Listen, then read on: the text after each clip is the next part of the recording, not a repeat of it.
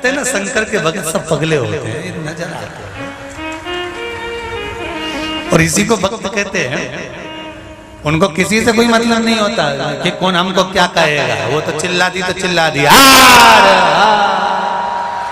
उसका तो मन अलमस्त है, उसे कोई मतलब नहीं संसार में। क्या किसको रोइए चादर तान के सोइए, आग लगे बस्ती में अपन रेव मस्ती में, अपने कहीं करना जो होगा देखा। चित चित आनंद।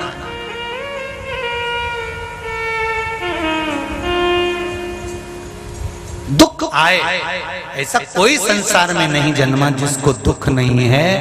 दुख सबको आता है और जाता रहता है, पर जो शंकर की उपासना में लगा रहता है, शिव की भक्ति में जो डूबा रहता है, दुख कब आकर छू कर चले जाएगा मालूम नहीं पड़ेगा। फिर तुम्हें लगेगा कि वापस मेरे श्रेष्ठ दिन प्रारंभ हो गए। वो श्रेष्ठ दिन प्रारंभ करने वाला कोई दूसरा नहीं, देवाधिदेव महादेव ही होगा। गुरु जब तक ना मिले जीवन संघर्ष है। गुरु जिस दिन मिल गया जीवन एक खेल हो जाता है। और जिस दिन आपने गुरु के वचन को मानना प्रारंभ कर दिया, उस दिन से जीवन एक उत्सव हो जाता है कि अब कोई दुख बचा ही नहीं। जिसने गुरु के वचन को मानना प्रारंभ कर दिया,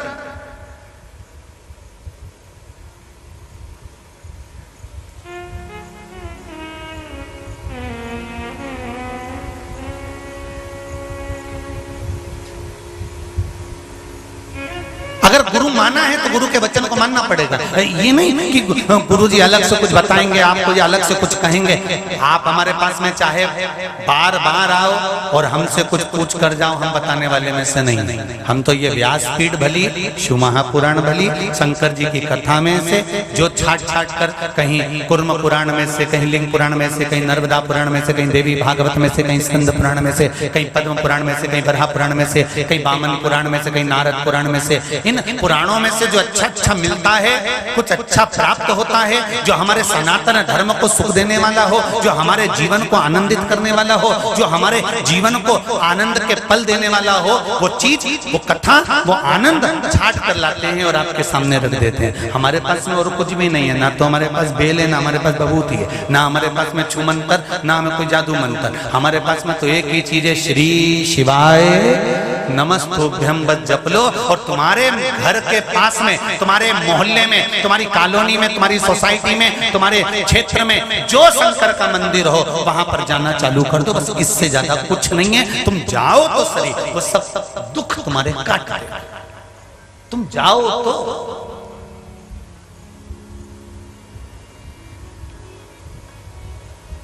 बहुत दिन से कह रहे हो भूख लगी है, बहुत तेज भूख लग रही है, बहुत तेज भूख लग रही है, बहुत तेज भूख लग रही है। पेट भरा जाएगा?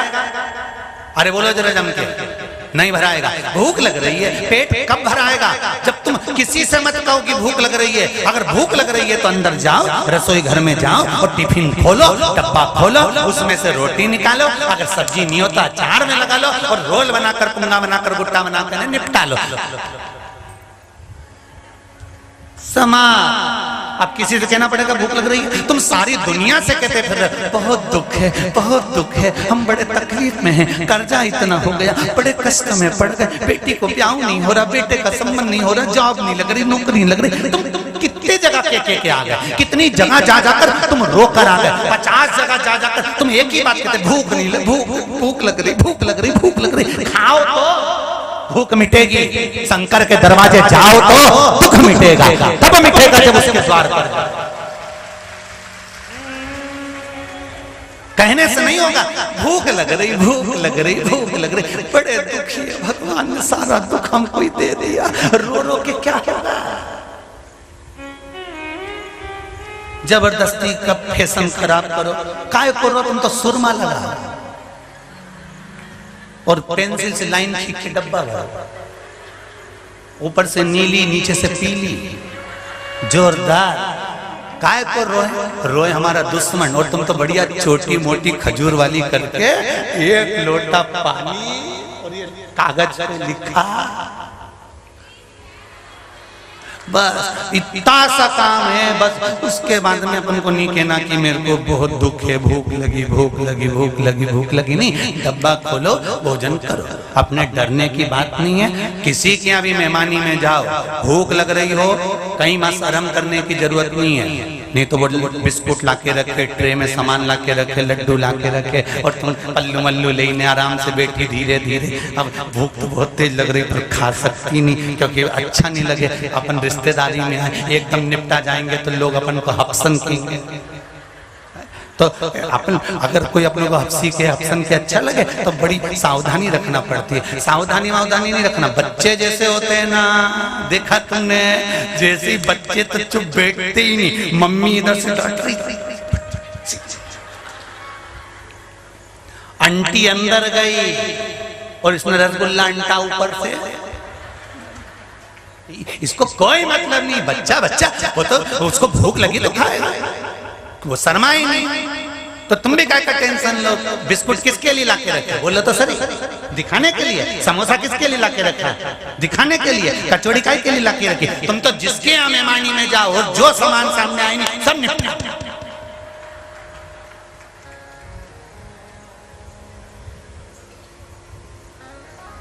हप्सनी कहेगा, हप्सी कहेगा, भूखा कहेगा, कह दे।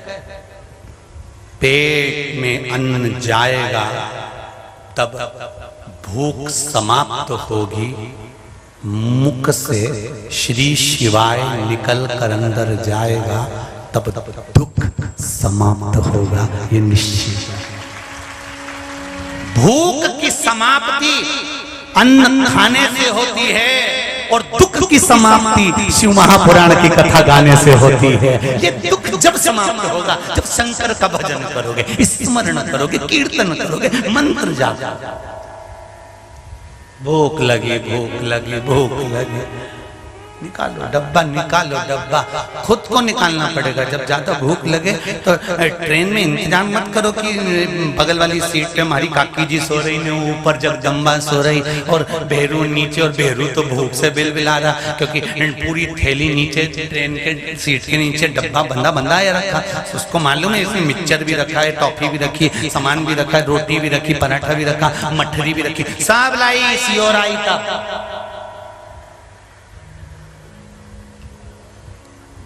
तुम भले अंदर खाने नहीं जाओ पर बैग में से निकाल के तुम एक चली जाओ। तो तुम क्या सोचो कि सियोर वाले महाराज को मालूम नहीं पड़ी।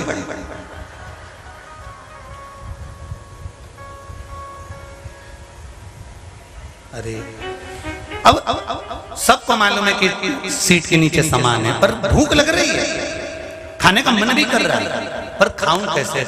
अभी तो ये सो रहे हैं, अभी तो ये सो रहे हैं। नहीं नहीं नहीं, भूख लगी, उठो, निकालो, खा के अपन सो जा।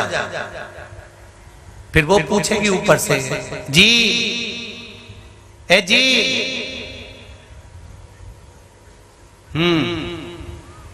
भूख नहीं लग रही क्या? फिर तुम कह देना मैं तो निपटा गया। भूख बहुत तेज लग रही थी, 2 पराठे खा लिए, सेव खा लिया, मिक्सचर खा लिया, पेट भर गया। जभी 11 बजे तक सो रहे हो, मेरे को जगाते नहीं बना।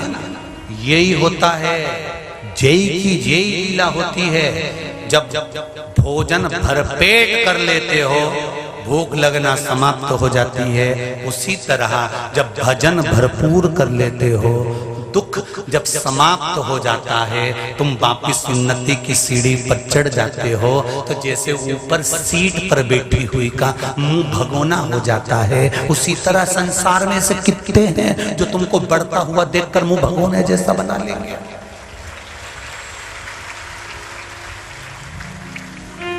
ना जाने कितने हैं। जब तक गुरु नहीं मिलता जीवन संघर्ष है, और जब गुरु मिल जाता है तो जीवन खेल बन जाता है। खेल खेल में जीवन निकल जाता है। कोरोना महामारी से लेकर 2019 से लेकर 2022 चल रहा है। इससे पहले का जीवन देखना, और ये 2-3 साल 19, 20, 21 और ये 22 ये 4 साल का जीवन देखना, दुखाता भी है ना तो तुमको ऐसा लगता है मैं शंकर जी के मंदिर जाऊंगी, कट जाएगा। जीवन खेल हो गया। अब जीवन, क्योंकि गुरु मिल जाए तो जीवन खेल हो जाता है, और गुरु के वचन पर जब विश्वास हो जाए तो जीवन उत्सव हो जाता है। अब कोई दुखी नहीं रहा, अब तो आनंद। जब दुख आए तो पशुपति व्रत चालू हो गया, उत्सव बन गया। अब तो रोज हर सोमवार तुम्हारे दरवाजे पर दिया और शंकर जी के मंदिर पर दिया। पहले तो दिवाली पे लगता था, अब रोज का उत्सव हो रहा है। क्यों? क्योंकि शंकर तुम्हारे भीतर प्रकट हो गया है, शिव तुम्हारे यहाँ। तो रोज की दिवाली, प्रतिदिन की दिवाली।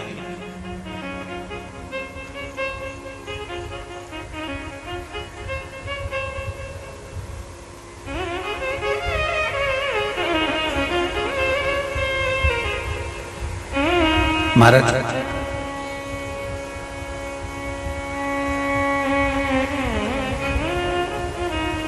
दूसरे में अवगुण देखने से पहले हमें अपने में अवगुण देखना पड़ेगा।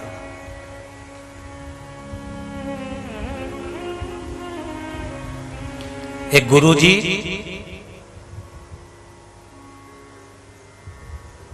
एक चेले पर बड़े प्रसन्न हुए।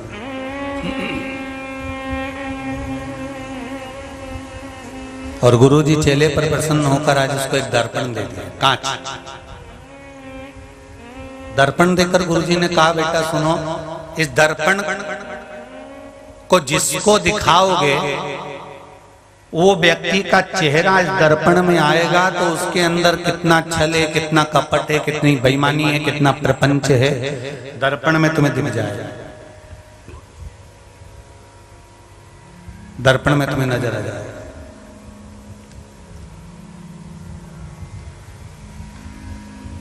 ठीक है। गुरुजी ने दर्पण दिया चेले को। चेले ने सबसे पहला दर्पण गुरुजी को ही दिखा दिया कि गुरुजी में कितना पाप भरा है, कितना छल भरा है, कितना कपट भरा है, कितनी बेईमानी, कितना छल भरा है। देखिए, जब दर्पण गुरुजी को दिखाया तो इसमें देखा, बताओ गुरुजी तो झूठ भी बोलते हैं, कपट भी करते हैं, बेईमानी भी करते हैं, छल भी करते हैं। दर्पण दिखाया, बोला नहीं चेला कुछ भी।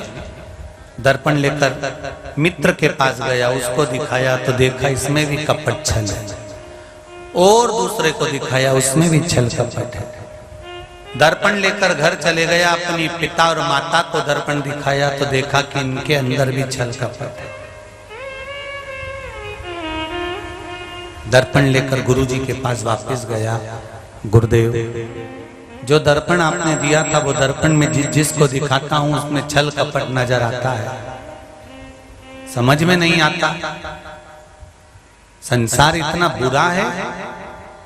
गुरुजी ने कहा, मैंने जो दर्पण दिया था तुझे उसमें तूने सबको देखा, अपने आप को कभी देखा?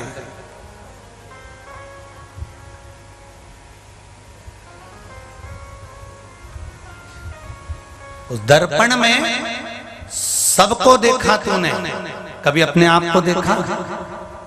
नहीं गुरुजी। अब अपने आप को भी देखे। दर्पण उसने जब अपनी ओर मुंह कर कर देखा तो उसके भीतर जो छल था, वो बेईमानी, वो प्रपंच, वो कपट, वो झूठ इतना भरा हुआ था। गुरुजी के चरणों में पड़ गया, गुरुदेव मैं दूसरे को दर्पण दिखा रहा था और देख रहा था कि ये कितना बेईमान है, कितना छली है, कितना कपटी है, कितना झूठ बोलने वाला है। सही मायने में गुरुजी ने कहा, दर्पण सत्य कहता है, ये बेईमानी, ये झूठ, ये प्रपंच, ये छल, ये कपट जब हमारे भीतर भरा होता है तो सामने वाला व्यक्ति भी झूठा, प्रपंची, कपटी और बेईमान ही नजर आता है। भीतर से जब साफ हो जाता है तो सामने वाला व्यक्ति भी साफ नजर आता है, उसमें फिर कपट नहीं दिखता, उसमें फिर बेईमानी नजर नहीं आती।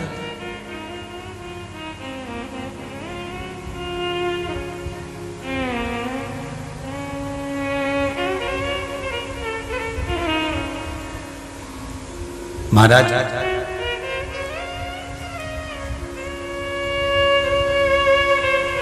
छली को छली नजर आएगा, कपटी को कपटी नजर आएगा, बेईमान को बेईमान नजर आएगा। गुरु की शरणागति प्राप्त होने के बाद हमारे नेत्र पर एक चश्मा ऐसा लग जाता है जिस चश्मे से हमें कुछ गलत नजर नहीं आएगा।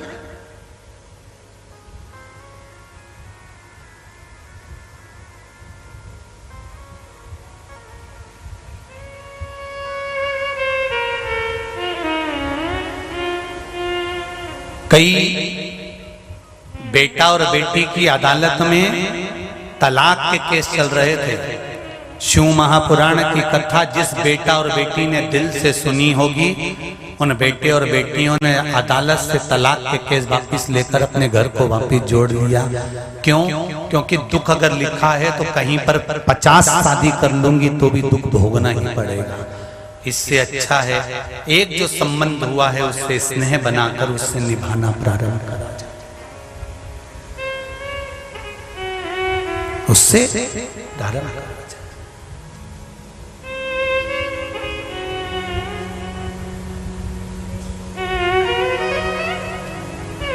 हम कई लोगों से मिलते हैं तो कई लोग कहते बड़ा बेकार जमाना चल रहा है, बड़ा बेकार जमाना चल रहा है, बड़ा बेकार जमाना चल रहा है। जमाने का रोना तब तक रोते रहोगे, बेकार चल रहा है। अच्छा था ही कब? सतयुग अच्छा था? अरे बोलो तो जम के जरा। अगर सतयुग अच्छा था तो वहां पर हिरण्यकश्यप, हिरण्याक्ष इतने भारी भारी राक्षस उत्पन्न हुए तो काय का अच्छा था? फिर का त्रेता अच्छा था राम जी के समय पर? जरा विचार करो काय का अच्छा था? उस समय क्या रावण नहीं था, कुंभकर्ण नहीं था? उस समय पर क्या असुर नहीं थे, तारका नहीं थी?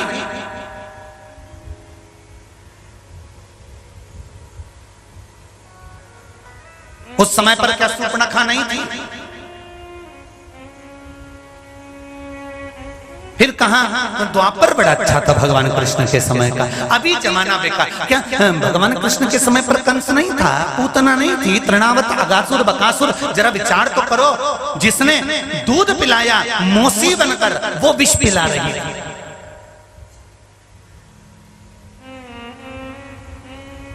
संसार का रोना रोना बंद कर दो। संसार बड़ा बेकार हो गया, संसार बड़ा बेकार है, जमाना बड़ा खराब है। अरे तो जमाने में कौन ने कहा खराबी देखो? तुम तो हर एक में अच्छाई देखना प्रारंभ करो। जो तुम्हारे दरवाजे पर आए, वाह वाह साहब, कितनी अच्छी बात है। पहले सुबह सवेरे हम लोगों को प्रेस की दुकान जाना पड़ता था, प्रेस वाले भैया घर पर जाते हैं, कहाँ देखो बेचारी दिन भर काम करती तो भी मेरे घर में झाड़ू लगा जाए भैया। ऐसा अच्छा देखना प्रारंभ करो, अच्छा मिलेगा। गुरु करता क्या है? गुरु का एक ही काम है, अच्छाई देखने की दृष्टि आपको दे देता है कि इससे अच्छा देखो।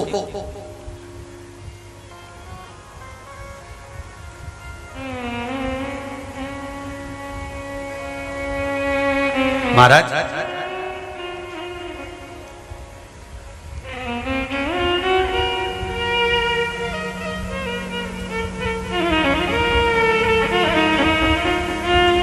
एक बार रामकृष्ण परमहंस जी ने स्वामी विवेकानंद जी को बुलाया। उस समय पर स्वामी विवेकानंद जी का वर्चस्व संपूर्ण ब्रह्मांड पर फैला हुआ, संपूर्ण विश्व। रामकृष्ण परमहंस जी ने अपने शिष्य स्वामी विवेकानंद को बुलाया। नरेंद्र, हे नरेंद्र,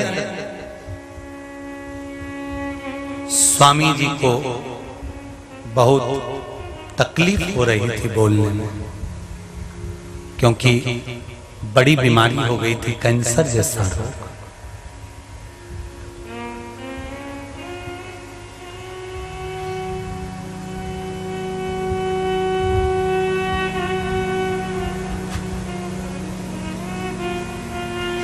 एक बात पहले भी कही, आज फिर कह रहे हैं, बीमारी आने पर दवाई घर के लोग लाकर दे देंगे, खर्चा भी उठा लेंगे, पर ईमानदारी से बोलना, क्या घर के लोग कष्ट सहन कर सकेंगे?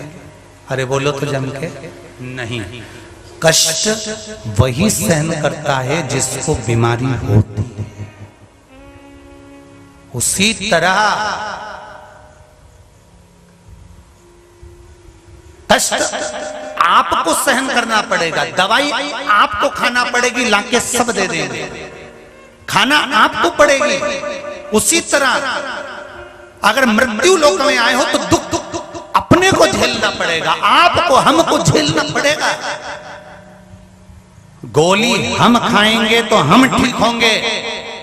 शंकर भगवान के मंदिर जाकर एक लोटा जल जब हम चढ़ाएंगे या भगवान का भजन करेंगे, श्री शिवाय नमस्तुभ्यम कहेंगे, तो वो दवाई जब हम खाएंगे तो हमारा दुख हम स्वयं मिटाएंगे। कष्ट हमको भोगना है, किसी दूसरे को नहीं, कोई दूसरा नहीं भोगेगा। नरेंद्र दौड़ कर आए, स्वामी विवेकानंद दौड़ कर आए, और स्वामी विवेकानंद जी का बचपन का नाम नरेंद्र था, और दौड़ कर आए, और दौड़ कर आते से गुरु जी के चरणों को प्रणाम करा, नमन करा। नरेंद्र, तुझे याद है तू छोटा सा था? हाँ गुरु जी, मालूम है तेरे को? 4 दिन तक तू भूखा रहता था, भोजन नहीं मिलता था तेरे को, घर में तेरे तकलीफ थी, तू भोजन छोड़कर आता था, मालूम है तेरे को? हाँ गुरुजी। क्यों छोड़कर आता था मालूम है तेरे को? हाँ गुरुजी। नरेंद्र कहते हैं, गुरुदेव मैं घर में माँ को कहकर आता था कि आज मेरा पेट भरा है, इसलिए क्योंकि मेरी माँ मेरे छोटे भाई को भरपेट भोजन करा दे, भले मैं भूखा रह जाऊं। से स्वामी विवेकानंद का जीवन था। ये स्वामी विवेकानंद का जीवन। नरेंद्र, जब तू आता था तो मैं तेरे से कहता था, ले भूख लगी होगी, लड्डू निकाल ले खा ले। हाँ गुरुजी। पर एक बात बताओ ना गुरुजी, कि एक बात समझ में नहीं आती, मुझे तो लगता है कि आप अंतर्यामी हो। रामकृष्ण परमहंस जी ने कहा अंतर्यामी का मतलब समझता है? स्वामी विवेकानंद जी मुस्कुरा कर कहते हैं, हाँ आप मेरे अंतर की बात, आत्मा की बात को जान जाते थे, इसलिए आप अंतर्यामी हो। रामकृष्ण परमहंस जी ने कहा, नहीं, जब गुरु अपने शिष्य को गुरु मंत्र देता है ना, तो गुरु केवल मंत्र नहीं देता, उसके कान के माध्यम से गुरु उसके हृदय में जाकर बैठ जाता है, और शिष्य को तकलीफ क्या होती है गुरु समझकर उसका निवारण बैठे बैठे ही कर देता है। ये गुरु होता है।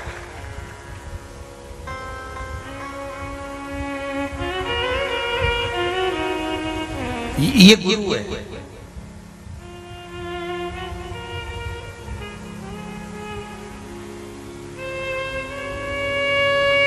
कितना विचित्र चेला होगा और कितना विचित्र गुरु होगा। शरीर में इतना भारी रोग श्री रामकृष्ण परमहंस जी को, और स्वामी विवेकानंद जी कर रहे हैं, शिष्य कर रहे हैं, नरेंद्र कर रहे हैं, स्वामी विवेकानंद जी कर रहे हैं। गुरुदेव, एक बार शारदा माता से जब तुम एकांत में बैठते हो, जगदम्बा आपसे बात करने के लिए, शारदा आपसे बात करने के लिए आती है, देवी आपसे बात करने के लिए आती है, गुरुदेव तब आप माता देवी से क्यों नहीं कहते थे कि मेरा कैंसर समाप्त कर दो, रोग मिटा दो?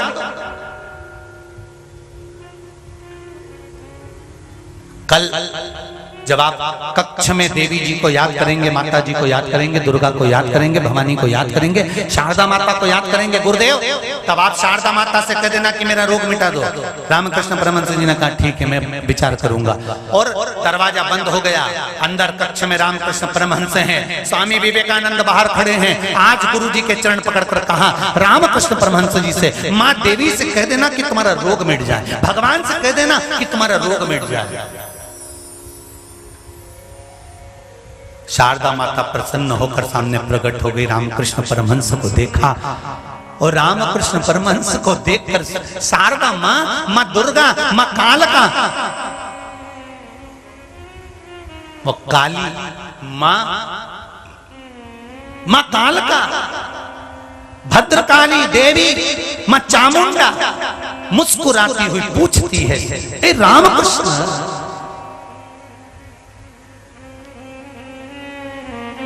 बहुत दुखी है ना तू, मांग ले, तुझे क्या चाहिए?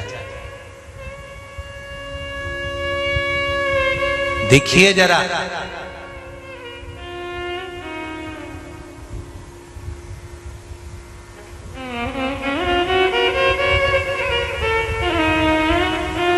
विचार करिए जरा।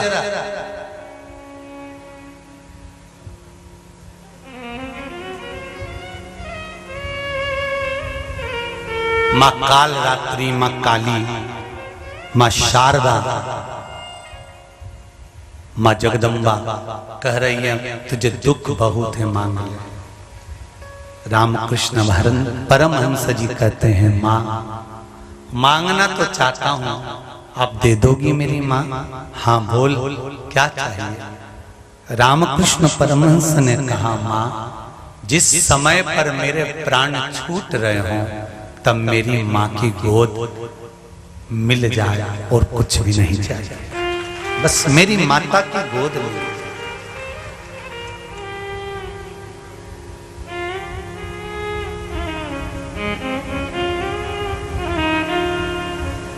रामकृष्ण परमहंस जी ने वो कलकत्ता की जो काली है, मां चामुंडा है, काल का है, उसका दर्शन रामकृष्ण परमहंस जी हाला हजूर करते थे।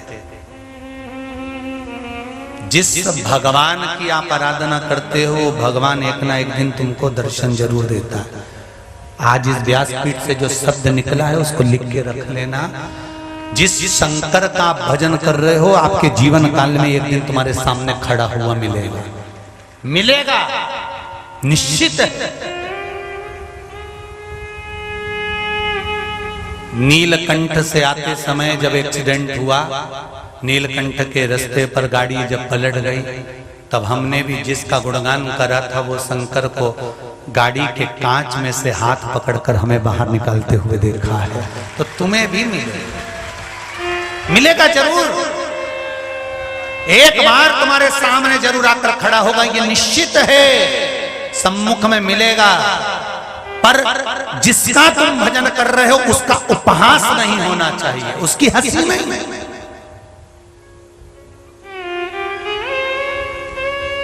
उसकी निंदा नहीं सुनना। आज अभी गुप्त नवरात्रे चल रहे हैं, गुप्त नवरात्रे चल रहे हैं, और इन गुप्त नवरात्रे में एक फिल्म वालों ने फिल्म का पोस्टर बनाया है।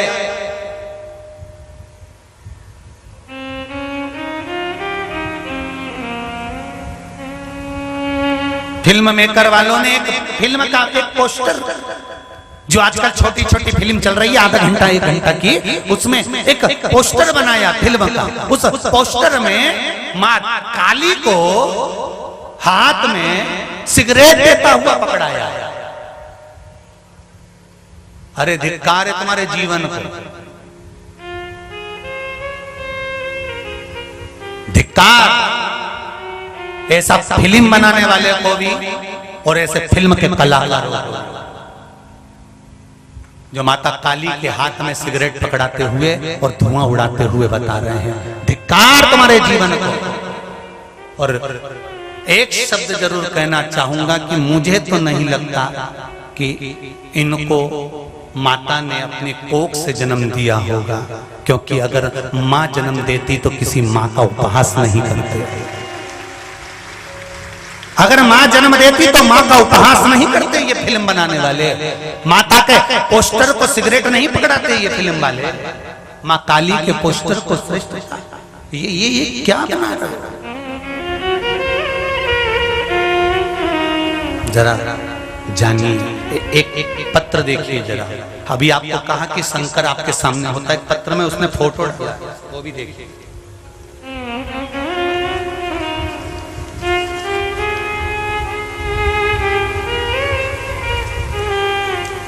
पहले फोटो देखिए।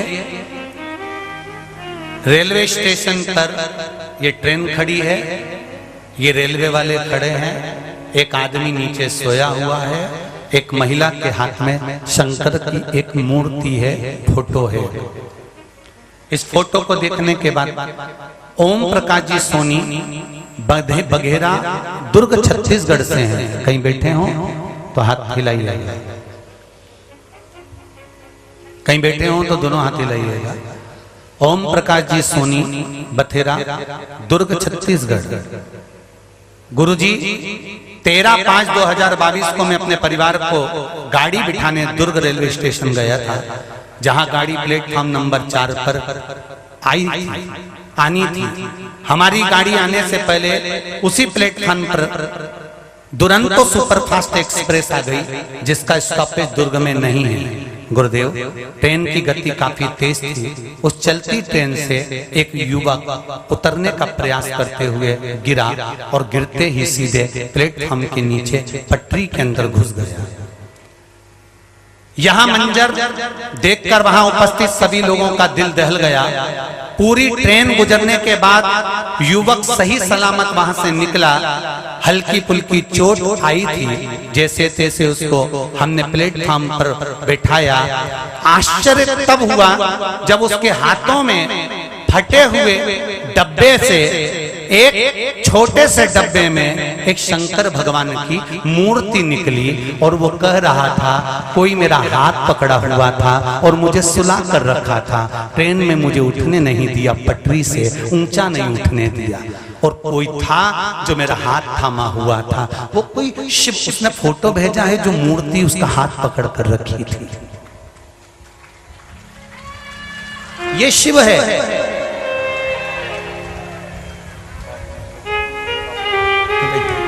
ये शंकर है, ये औघड़ी है, ये मेरा दयालु, ये मेरा शिव है। उसको पहचानो, उसको जानो और उसको पहचान मिलेगा। अगर आस लगा कर बैठे हो, दुख कटेगा। कौन काटेगा?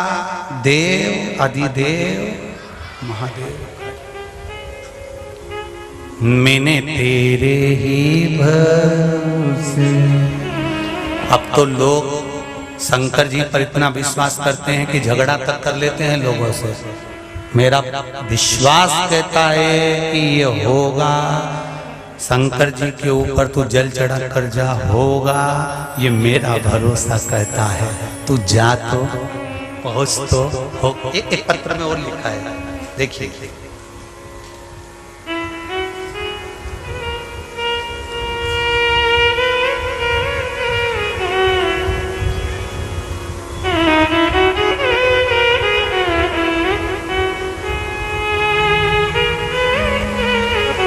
अंकुर साहू,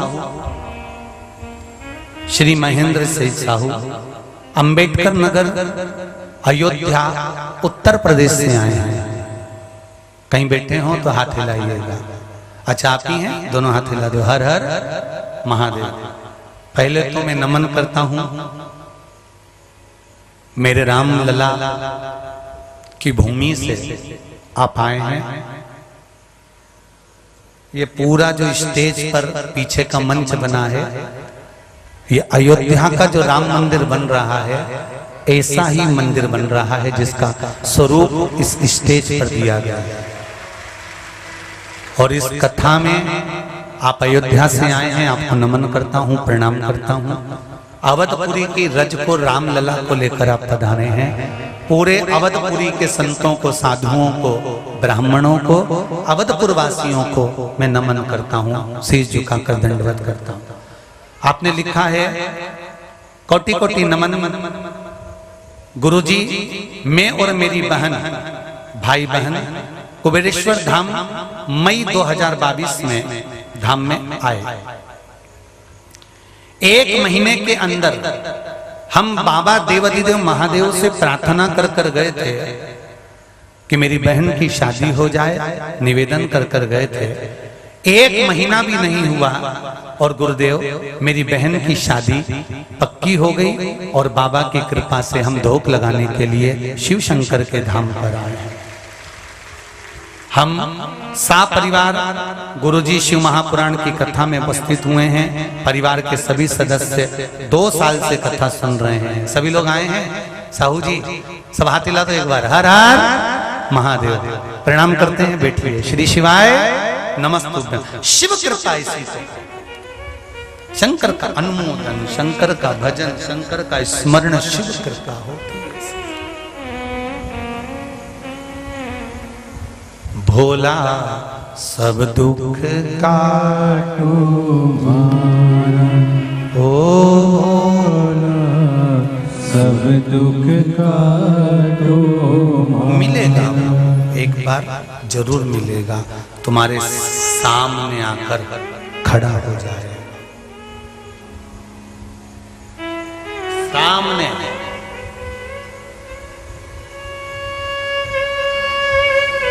बस आप पहचान लो तो माने की पहचान गए।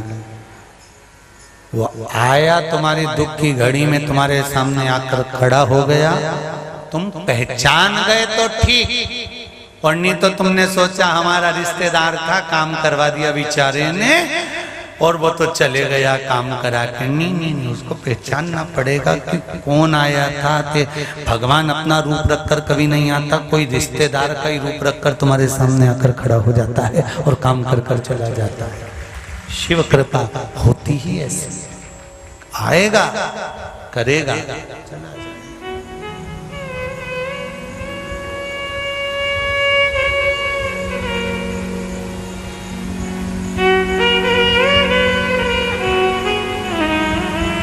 मेरे भोले तेरा सहारा है, मेरे भोले तेरा सहारा है, मेरी नैया का तो किनारा है,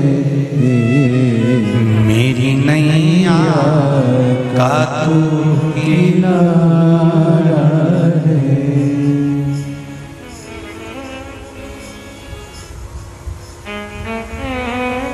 कभी तुमने सुना किसी ने अमेरिका को विश्व गुरु कहा?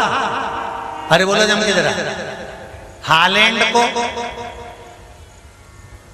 कोई ने चीन को विश्व गुरु कहा? विश्व गुरु एक ही था। कौन? ये भारत, और ये भारत की भूमि, ये विश्व गुरु की गिनती में थी।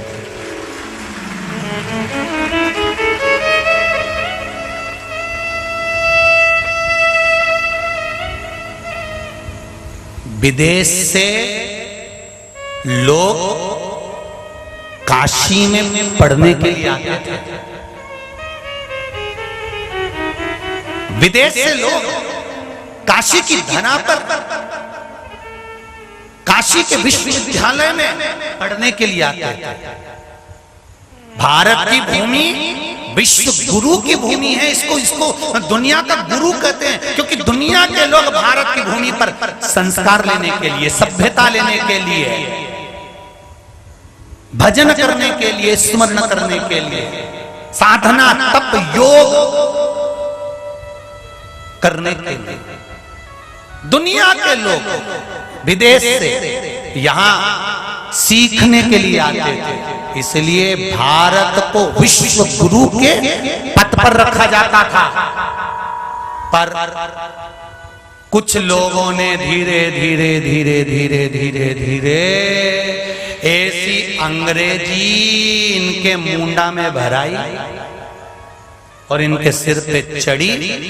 सबसे पहले ये खुद राजनेता ही विदेश में पढ़ने जाने लगे और विदेश का गुणगान गाने लगे।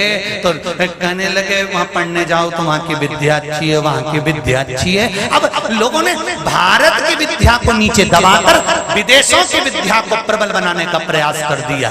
मेरा सारे लोगों से निवेदन है, सनातन धर्मियों से निवेदन है हाथ जोड़कर, भारत विश्व गुरु था, विश्व गुरु है और विश्व गुरु रहेगा, चाहे तुम कहीं पर भी जाकर पढ़ो।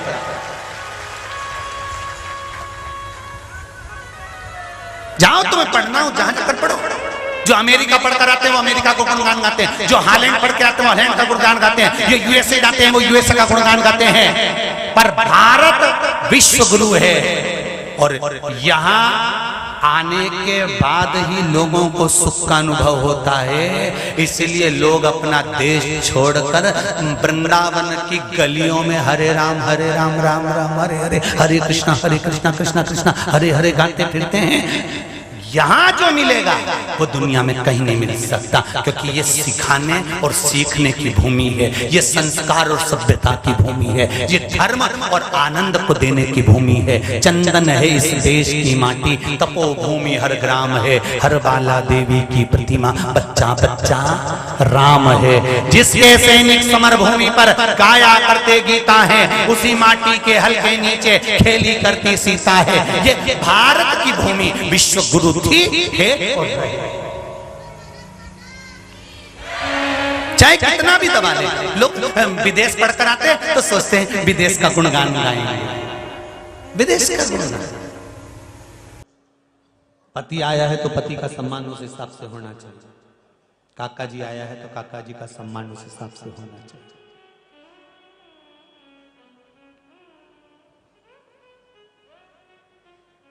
दूसरा, ब्राह्मण हत्या का अंश इंद्र ने अग्नि को दे दिया। हे अग्नि नारायण, आप हमसे ब्राह्मण हत्या का अंश ले लो। अग्नि ने कहा ब्राह्मण हत्या का अंश मुझे क्या लाभ होगा? तो अग्नि देवता से इंद्र ने कहा हम तुम्हें हमेशा पवन देते रहेंगे, हवा देते रहेंगे और तुम धड़क के जलते रहोगे। अग्नि देवता ब्राह्मण हत्या का अंश ले लो। अग्नि ने ब्राह्मण हत्या का अंश लिया, तो अग्नि की जो नीली लपट होती है वो ब्राह्मण हत्या का अंश होता है। यज्ञ करने वाले जो ब्राह्मण होते हैं, यज्ञाचार्य जो होते हैं, विद्वान ब्राह्मण जो होते हैं, जो यज्ञ कराने के लिए बैठते हैं, आप लोग तो बैठ जाते हो घी लेकर, सांकल्य लेकर, और ब्राह्मण लोग मंत्र बोलते जाते हैं। और उन्होंने बोल दिया तुरंत, ओम इंद्राय स्वाहा, ओम अग्नये स्वाहा। तुमने तो सांकल्य डालना चालू करी, घी डालना चालू करा, और जैसे ही अग्नि ऊपर की ओर बढ़ी तो जो विद्वान ब्राह्मण होगा वो पास में बैठा रहता है और एक शरबत बनाकर रखता है। उसने एक थोड़ा सा दूध दही मिला के शरबत बना के रखता है। जैसे ही उसने देखा कि अग्नि, हवन की अग्नि ऊंची गई, इसने लेकर उसमें शरबत डाल दिया, उसमें चारों तरफ उस पंचामृत को, उस दूध दही को डाल दिया। क्यों? क्योंकि अग्नि नीची हो जाए। क्यों? अगर हवन की अग्नि ज्यादा ऊपर जाएगी, ज्यादा ऊंची जाएगी, तो उसमें नीली लपट आ जाएगी। नीली लपट आ गई मतलब करा हुआ सारा यज्ञ खंडित हो गया, क्योंकि उसमें ब्राह्मण हत्या लग गया। उसमें ब्राह्मण हत्या लग गई, तो वो अग्नि की जो लपट है वो अपने आप नीले कलर की, आप लोगों ने भी कई बार देखा होगा, नीली लपट अगर आ गई है तो उसमें ब्राह्मण हत्या लग गई है। ब्राह्मण हत्या का दोष है। इसलिए यज्ञ करता ब्राह्मण जो होते हैं, यज्ञ कराने वाले जो विद्वान ब्राह्मण होते हैं, यज्ञ कराते समय सांकल्य डालते समय आप लोगों से बार बार कहते हैं थोड़ा आराम से डालो, थोड़ी थोड़ी डालो, थोड़ी थोड़ी डालो। पर तो तुम तो सोचो डाले जाओ, तो वो तुम तो डाले जाओ, परंतु वो अग्नि जब ऊंची जाएगी तो उसमें ब्राह्मण हत्या लग जाएगी। उसमें नीले कलर की अगर लपट आ गई तो उसमें ब्राह्मण हत्या लग जाएगी।